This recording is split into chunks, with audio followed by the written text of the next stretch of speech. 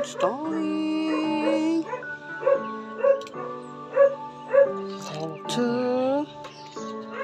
Hello guys! Andito kami sa taas. Ayan. Nagkakabit na naman ulit ng panibagong solar yung aking solar panel. Kasi nakabili siya ng 4 ulit. Kaya 8 na solar panel ang nandito. Pero hindi na walisan sa baba. DIY solar. DIY. Ayan.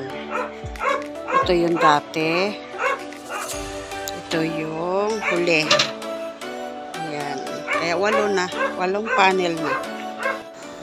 Ang bawat panel ay nagkakahalaga ng 1.7 something guys. Sa mga gusto lang magkaroon ng idea.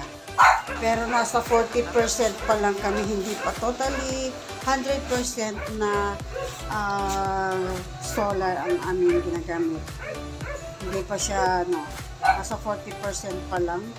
Malaking halaga pa ang kailangan guys para maging 100% ang aming solar power. So ngayon guys, nakakatipid kami ng 1,000 to 1,200 per month dahil dito sa solar. Budlay na. Hawakan mo. Budlay ng mulam na teki. Hawakan mo lang. Pakita. Akin na. Akin na hawakan ko. Ganun.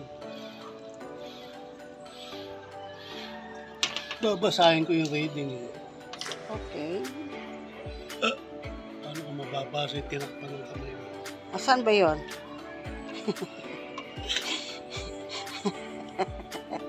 Ayun ang pagbigay mo sa akin.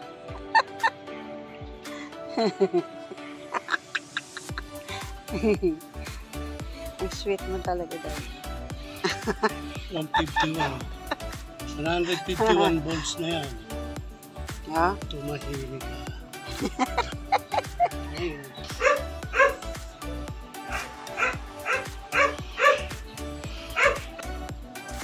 At yun guys, natapos na install ng darling ko yung 4 na panel. Dagdag doon sa 4 din dati. Ito yung huli niyang nilagay. Baliwalo na. Yung dito, ito yung maliliit para sa ilaw. Sa ilaw lang talaga yan. Ito yung dati, yung luma. Yun lang guys, pero napakadumi dahil maraming dahon, kaya ako ay magwawalis muna. Guys, nagluluto ako ngayon sa solar. Ito yung solar, nagluluto ko dyan. At nakapagsaing na rin ako luto na ito sinain ko guys. Pakita ko sa inyo kung saan ang gagaling yung aking nagamit na panluto.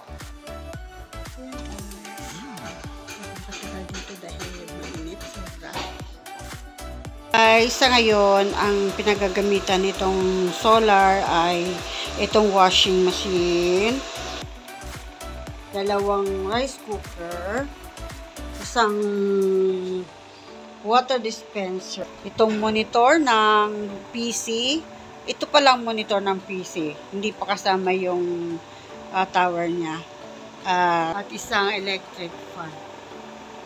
Yun pa lang. Dito na lang guys. Pakita ko na lang aking bougainvillea. Ayan. Ang bougainvillea. Kung maganda. Ayan guys. Aking bougainvillea. So, that's it for today. Magwawalis muna ako dito guys. Bye bye. Bye bye.